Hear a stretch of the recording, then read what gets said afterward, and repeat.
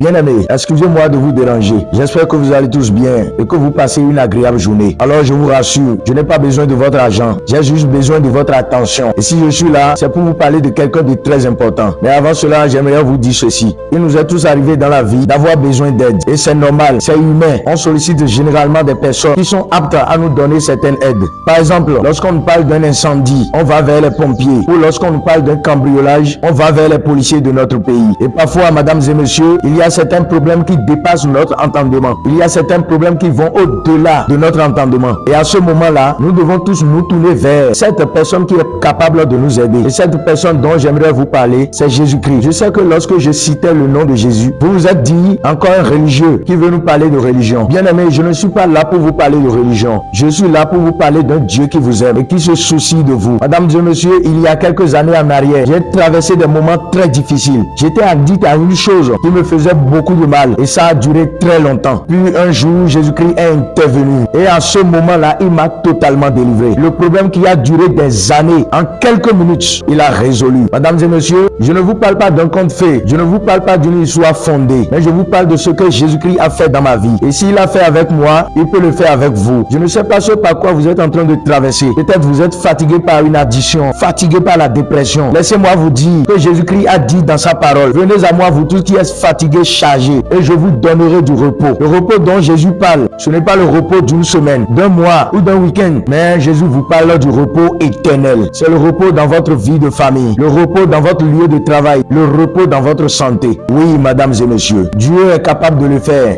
car il vous aime. Dieu a tant aimé le monde qu'il a envoyé son Fils unique afin que quiconque croit en lui ne périsse point, mais qu'il ait la vie éternelle. Jésus-Christ est mort et il est ressuscité afin de vous donner sa vie, une vie pleine de puissance, une vie pleine d'amour, une vie pleine de joie, une vie où vous serez réconciliés avec Christ, réconciliés avec Dieu, une vie forte. Oui, mesdames et messieurs, il veut vous offrir cette vie, mais vous devez dans un premier temps lui donner votre vie, car il vous aime. Dieu vous aime, mesdames et messieurs. Je ne sais pas ce par quoi vous êtes en train de traverser, mais je sais une chose, c'est que Jésus-Christ vous aime. Voilà, mesdames et messieurs, c'était mon message d'aujourd'hui pour vous. Excusez-moi si je vous ai dérangé. Je vous souhaite une excellente journée. Soyez bénis au nom de Jésus.